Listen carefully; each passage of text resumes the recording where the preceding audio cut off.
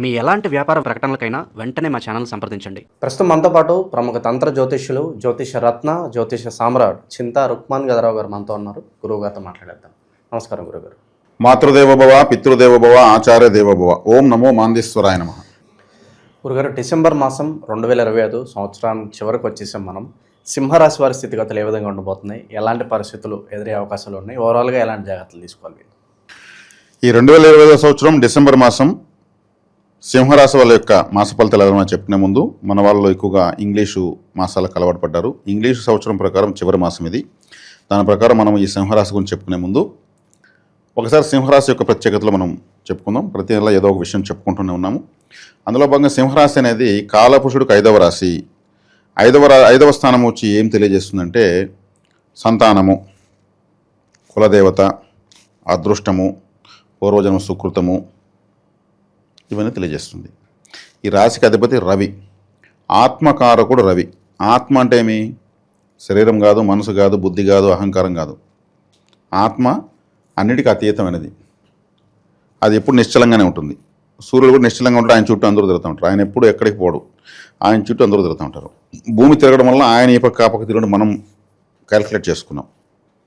కాబట్టి ఏదైనా ఉంటే గుండెల పైన చేసుకొని చెప్పు ఉంటారు. ఆత్మసాక్షిగా చెప్పు ఉంటారు. అంటే సూర్యుని పైన చేయి పెట్టి చెప్పు అని అర్థం. మన హృదయాన్ని సూచిస్తాడు సూర్యుడు. ఆయన ఆడేది ఆపేశాడంటే, పనిచేసేది ఆపేశాడంటే ఆ రోజు అస్తమించినట్లే. కాబట్టి ఇది అందుకే అడ్మినిస్ట్రేషన్. సూర్యుడు వచ్చేక్కడికి మొత్తం అన్ని గ్రహాలు అడ్మిన్ చేస్తూ ఉంటాడు. ఏ దేశానికైనా ప్రభుత్వం ఉందంటే సూర్యుడే. రాజకీయ నాయకులు సూర్యుడే, ప్రభుత్వ అధికారులు సూర్యుడే. IAS, IPS, administration, Indian administration service అంటే కదా ఐఏఎస్ అంటే. ఐపీఎస్ అంటే ఇండియన్ పోలీస్, ఇట్లా అంతా చెప్తారు. అడ్మినిస్ట్రేషన్ మొత్తం సూర్యుడే. ఆయన చుట్టూ అన్నీ జరుగుతుంటాయి. గ్రహరాజు, అందుకే అడవికి రాజు సింహాన్ని ఈ రాశికి పెట్టారు కాదు, ఆల్రెడీ ఉంది యూనివర్స్లో. సింహం యొక్క సైకాలజీ కూడా 4 వైపులా చూస్తుంది. అడ్మినిస్ట్రేషన్ కూడా 4 వైపులా చూసుకుంటేనే అడ్మినిస్ట్రేషన్ అవుతుంది. మన ఒక ఇంటి యజమాని ఉన్నాడంటే అతను సూర్యుడే. ఆ ఇంట్లో ఇల్లాలు ఉందంటే చంద్రుడే. పిల్లలు ఉన్నారంటే గురువు. ముసలి వాళ్ళు ఉన్నారంటే శనేశ్వరుడు.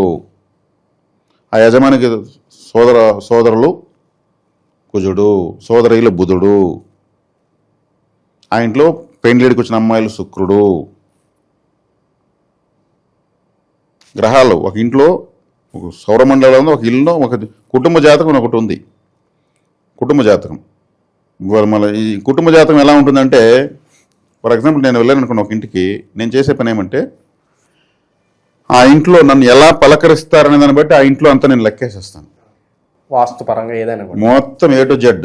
వాళ్ళు వీధిలోకి వచ్చి నన్ను రిసీవ్ చేసుకుంటా ఉన్నారా, ముందు వాళ్ళ భార్య వచ్చి రిసీవ్ చేసుకునిందా, ఆయన వచ్చాడా, లేదా ఎవరిన పని వాళ్ళని పంపించాడా, పాయింట్ టు పాయింట్ నన్ను అబ్జర్వ్ చేస్తూ క్వశ్చన్లు వేస్తున్నాడా, నన్ను నమ్మకుండా ఇంట్లో వాళ్ళు బలవంతంగా పిలిపించాడా, దానికి ఈ ఆలోచనలు వెనక ఉన్న గ్రహాలు ఏంటి, ఏ గ్రహం ఎక్కడ ఎక్కువ యజమాని డామినేట్ చేస్తుంది. తర్వాత అంతా డాంబికాన్ని ప్రదర్శించి బెట్టుగా ఉండి అందరిని బయట పంపించేసి అన్ని బాధలు ఆయన చెప్పుకొని ఏడ్చాడా, ఏ గ్రహాలు ఎవరెవరిని ఎలా ప్రభావితం చేస్తున్నాయి, దాన్ని బట్టి ఆ ఇంటికి నవగ్రహ స్థానాలు ఎలా ఉన్నాయి, ఏ గ్రహం ఉన్న చోట ఏం కట్టేస్తున్నారు వీళ్ళు, ఏ గ్రహం ఉన్న చోట ఏం కట్టకూడదు వాళ్ళు కట్టేశారు, ఇవన్నీ అబ్జర్వేషన్ ఉంటుంది. అంటే వాళ్ళ పలకరింపు కానించి గ్రహ ప్రభావం స్టార్ట్ అయిపోతుంది. కుటుంబ జాతకం అంటే దీన్ని వాళ్ళ డేట్ ఆఫ్ బర్త్లు అవసరం లేదు. యజమాని ఏ గ్రహ ప్రభావంలో ఉన్నాడు, ఆయన రాశి, నక్షత్రం, జాతకం, దశ, భుక్తి ఏం అవసరం లేదు. ఇది నేను చూసేటువంటిది. పిన్ టు పిన్ 100% ఆడ పక్క తేలిపోతుంది. బుధగ్రహ ప్రభావం ఉంటే నాతో ఎలా మాట్లాడు, శుక్రగ్రహ ప్రభావంతో ఎలా మాట్లాడు, రిచ్గా సెంటు కొట్టుకుని దజ్జా ఉంటే శుక్రగ్రహ ప్రభావంలో ఉంటాడు ఆయన. పాయింట్ పైన అబ్జర్వేషన్, ఇదేంటి, దీనికి ఆధారం ఏంటి, దీన్ని మీరు ఎలా చెప్పగలంటే బుధుడు. ఇట్లా వాళ్ళ ఇంట్లో వాళ్ళ భార్య డామినేషన్ ఎక్కువ ఉంది అనుకోండి, చంద్రుడు. ఆమెతో యాక్టివ్ ఉంటే చంద్రుడు. మా పిల్లల్ని అడిగి చెప్తానండి, రే రండ్రా ఆ స్వామిగారు గురువు గారు అది వచ్చారు చెప్పానంటే గురువు. సంతానకారుడు గురువు ఇలా ఉంటుంది. కాబట్టి ఇక్కడ రవిగ్రహం అనేది అడ్మినిస్ట్రేషన్. అలా చెప్పడం కోసం ఇది చెప్పాను. నేను ఇప్పుడు నాకు అంత ఇండ్లకు పోయి వాసవేసేంత ఓపిక లేదు, కానీ కాకపోతే చెప్పేయచ్చు. ఇది కుటుంబ జాతకం కింద వచ్చేస్తుంది. ఆ కుటుంబానికి లగ్నము, ద్వితీయము అన్ని గ్రహాలు రాసేయచ్చు. అన్నీ కూర్చొని రాసేసి మీ పరిస్థితిని చెప్పేయచ్చు. అంత ఉంది. ఎందుకంటే రవి యజమాని అడ్మినిస్ట్రేటర్ అన్నాను కాబట్టి ఒక ఇంటికి వెళితే వాళ్ళ జాతకాల్లో డేట్ ఆఫ్ బర్త్లో ఉంటే కూడా మనం చెప్పేయచ్చు. ఏ స్థానాలు ఎట్టున్నాయో అంత ఏం తీయాలో, ఏం గ్రామ సిమెంట్ పెరగకుండా ఏం చేయాలో వాస్తు కరెక్షన్ చేసేయచ్చు. పెద్ద విషయం కాదు. అసలు ఏ గ్రహానికి సంబంధించిన వ్యతిరేక గ్రహాలకు సంబంధించిన రంగులు లోపల కూడా ఉంటారు, అనుకూల గ్రహాలు అయితే బయట పారే ఉంటారు. ఆ లోపల పోతే వీళ్ళు రెటీనా వీక్ అయిపోతుంది, బ్రెయిన్ వీక్ అయిపోతుంది. రంగుల్లో ఎంతో మజా ఉంది, మిరాకిల్స్ ఉన్నాయి. కాబట్టి ఈ రాశి సంతానము, అడ్మినిస్ట్రేషను, మన ప్రాణము, గుండె, హార్ట్ కాబట్టి ఇదంతా తెలియజేస్తుంది. ఈ రాశి వీక్గా ఉన్న వాళ్ళకు ప్రభుత్వం ఏ పనులు కావు. ఈ రాశి బలహీనంగా ఉన్న వాళ్ళు ఎలక్షన్లో ఎన్నిసార్లు పోటీ చేసినా ఓడిపోతారు. ఈ రాశిలో అనుకూలంగా ఉన్న వాళ్ళు రాజకీయ నాయకులుగా అనుకూలంగా అనుచరులుగా ఉంటే కూడా నష్టపోతారు. ఆయన ఎందుకంటే 5 సంవత్సరాలు తిరిగి నా డబ్బు ఖర్చు పెట్టి బ్యానర్లు కట్టి టపాసులు కాల్చి ఊరేగింపులు చేసి చివరికి నన్ను పక్కన పెట్టి నాకు శత్రువుని చేర్చుకున్నాడు దగ్గర అంటాడు. ఆడికి రవి బాగుంటాడు. ఇవి తెలియవు. చివరిలో వచ్చి దీనికి హెయిర్ కటింగే. కాబట్టి ఈ రాశిలో ఉన్న వాళ్ళకి ప్రభుత్వ ఉద్యోగాలు రావు, ప్రభుత్వ కాంట్రాక్టులు రావు. ఈ రాశి వీక్గా ఉన్న వాళ్ళు కాంట్రాక్టులు ఎత్తుకోవద్దండి. మొత్తం పనులు చేయి, బిల్లు ఇస్తామంటారు, మొత్తం చేసినాక పెండింగ్ పెడతారు. గవర్నమెంట్ మారిపోయింది, ఆ దాంట్లో నువ్వు సరిగ్గా చేయలేదు, క్వాలిటీ లేదని పెట్టేస్తారు. నేను అన్ని గవర్నమెంట్ టెండర్లు చేసి నేను మునిగిపోయిన అంటారు. కాబట్టి ఈ రాశిలో వీక్గా ఉన్న వాళ్ళు ప్రభుత్వ ఉద్యోగం కోసం ప్రయత్నించకండి. నాకు గవర్నమెంట్ ఉద్యోగం చేయాలని నాకు కళ, నా డ్రీము, నా ఎయిము ఇవన్నీ పనిచేయవు. ప్రభుత్వ రాశి బలహీన వైపు నాకు మళ్ళీ ఆ ప్రయత్నాలు ఎందుకు? అది తెలుసుకోవాలంటే వ్యక్తిగత జాతకం తెలుస్తుంది తప్పితే ఇంకోటి కాదు. ఈ రాశి పవర్ఫుల్గా ఉంటే అడ్మినిస్ట్రేషన్లోకి వెళ్తారు. ఒక ఆఫీసర్, ఒక మ్యాజిస్ట్రేట్, ఒక సబ్ రిజిస్ట్రార్, ఒక ఐఏఎస్, ఒక ఐపీఎస్, ప్రభుత్వం తరఫున. అదే చిన్నపిల్లడు అప్పుడు చెప్పేవాళ్ళు, గాడిదల మేపినా గవర్నమెంట్ తరఫున మేపితే చాలు. 4 గాడిదల మేపిన గవర్నమెంట్ నీ అకౌంట్లో డబ్బులు వేస్తే అది ప్రభుత్వ ఉద్యోగం అని అర్థం. అంత విలువ ఉండేదని. కానీ ఇక్కడ సూర్యగ్రహము సింహరాశి బలంగా లేనప్పుడు రాదు. చెప్పుల గట్టి తిరుగుతున్నాం ఆఫీసులు చుట్టూ అంటారు కదా, వాళ్ళకి అది బలం లేకనే తిరుగుతారు, ధర్నాలు చేస్తారు, ప్రభుత్వాన్ని నిందిస్తారు ఉద్యోగాలు వదలడం లేదని. అది సహజ నైజం. కాబట్టి అడ్మినిస్ట్రేషన్ రాసేది. కులదేవత, ఇంటి దేవుడు ఎవరో తెలియజేసేటువంటిది. ఇప్పుడు కులదేవత ఎవరో తెలియదు. కులదేవత తెలియని వాళ్ళకి మేము తీసుకొచ్చిన మధ్య మార్గము సెంగాలి అనే ఒక కర్ర తీసుకొచ్చాం. సెంగాలి కర్ర, ఎరుపుగా ఉన్న కాళికా దేవుని అర్థం. ఆ కర్రను పూజనంలో పెట్టి నమస్కారం చేసుకోవచ్చు. అదొక మార్గం ఉంది. కాబట్టి కులదేవతే లేకపోతే ఆ కులం అభివృద్ధి చెందదు, వంశాభివృద్ధి జరగదు, సంతాన స్థానం అని చెప్పాను కదా. కాబట్టి కులదేవత అక్కడే, సంతాన అభివృద్ధి అంటే కులదేవత సీరియల్ నెంబర్ 1. మన ఇంటి దేవుని వదిలేసి ద్వాదశ జ్యోతిర్లింగాలకు మూటలు టెంకాయలు ఎత్తుకుపోతే ఏమొస్తుంది? పాయింట్ నెంబర్ 1 పట్టించుకోకుండా కులదేవతను ఆరాధిస్తే మీకు ఏ దేవతను ఆరాధించాల్సిన లేదు. పోయి నమస్కారం పెట్టిన ఆడ కూడా పనులు అవుతాయి. కాబట్టి చాలా ఇంపార్టెంట్. కులదేవత వ్యవస్థ మన భారతదేశంలో మనకే ఉంది, మన అదృష్టం. అందుకే కులాచారాలు అంటారు వీటిని. కాబట్టి కులదేవతలు మాకు తెలియదని గురువు గారు అడుగుతూ ఉంటారు. మీ కులదేవత మాకు తెలియదమ్మా, మీకే తెలియనప్పుడు నాకు అసలు తెలియదు. మార్గం అయితే మాత్రం సంగాళీకరణ పెట్టి ఆరాధించుకోండి, నమస్కారం చేసుకోండి. ధూపం, దీపం, నైవేద్యం. నైవేద్యానికి 3rd ప్లేసు, దీపానికి 2nd ప్లేసు, ధూపానికి 1st ప్లేసు. మంచి సువాసనకు భగవత్ శక్తి వచ్చేస్తాం. అది చెప్పిస్తాం. కాబట్టి ఈ రాశి యొక్క ప్రత్యేకత అడ్మినిస్ట్రేషన్. కాబట్టి ఇప్పుడు ఈ మాసం వీళ్ళకి ఎలా ఉంది? రాశ్యాధిపతి రవిగ్రహం 4, 5 స్థానంలో ఉంది. కంఫర్ట్, మిత్రస్థానాలే. వృశ్చిక రాశి మిత్రస్థానమే, ధనుసు రాశి మిత్రస్థానమే. ఈ రాశికి 4వ ఇంటివాడు 9వ ఇంటివాడు అయినటువంటి కుజుడు బాగానే ఉన్నాడు, రవితోనే కూడా ఉన్నాడు, బాగానే ఉంది. గురువు లాభంలో ఉన్నాడు, బాగుంది. ఇక్కడ ఉండేదంతా అంటే జన్మంలో కేతు ఓకే, వైరాగ్యాన్ని ఇస్తాడు,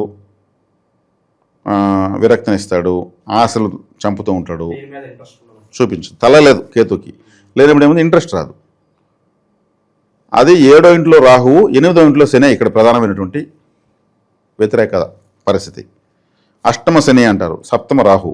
ఈ రాశి వాళ్లకు ఈ మధ్యనే చంద్రగ్రహణము జరిగింది, కుంభరాశిలో జరిగింది. వీళ్ళకి 180 డిగ్రీలు జరిగింది. ఇది ప్రధానమైనటువంటి వ్యతిరేక ఫలితము. అష్టమంలో శని ప్రధాన. రవికి బద్ధ శత్రువు ఎవరన్నా ఉన్నారంటే శనే. రవిగ్రహం నుంచి విడుదలడే కాంతి అన్ని గ్రహాలపైన ఎప్పుడు ఎన్ని గంటలు ఎన్ని రోజుల్లో పడుతుందని ఒక లెక్క ఉంది. చంద్రుడి పైన ఎన్ని గంటల కాంతి ఎంత సమయంలో పడుతుంది, భూమి పైన ఎంత పడుతుంది, గురువు పైన ఎంత పడుతుంది. లాస్ట్ ఇంకా శనేశ్వరుడు అందరికన్నా లాస్ట్ పోయి శనేశ్వరుడు పైన పడుతుంది. చాలా దూరంలో ఉన్నాడు శనేశ్వరుడు. శనేశ్వరుని దాటిన తర్వాత సూర్యగ్రహం యొక్క కాంతి మళ్ళీ ఆ పక్క వెళ్ళదు. అంతకుమించి కెపాసిటీ లేదు సూర్యుడికి. సూర్యుడి యొక్క కాంతి చివరగా పడేది శనేశ్వరుడి పైనే. దాన్ని దాటి మళ్ళీ ప్రసరించదు. అంతకుమించి సూర్యుడికి ప్రసరింపజేయని శక్తి లేదు. అందుకే శనేశ్వరుడి కన్నా దూరంగా ఉన్న గ్రహాలు యురేనస్, నెప్ట్యూన్, ప్లూటో, యముడు, వనుడు, ఇంద్రుడు అంటారు కదా, ఆ గ్రహాలు కూడా ఉన్నాయి. వాటిపైన సూర్యకాంతి పడదు. అందుకే మనం తీసుకోలేదు.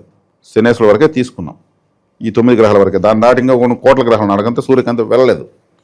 కాంతి ఎక్కడెక్కడ పడుతుందో అక్కడి వరకే తీసుకున్నాం. ఆ లాస్ట్ చివరిలో పడే శనేశ్వరుడి పైన. శనేశ్వరుడు ఈయన కొడుకే, ఈయనతో శత్రుత్వం కట్టాడు కాబట్టి ఈయన 8లో కూర్చున్నాడు. అష్టమ శని అంటారు. కాబట్టి ఇప్పుడు అదొకటి.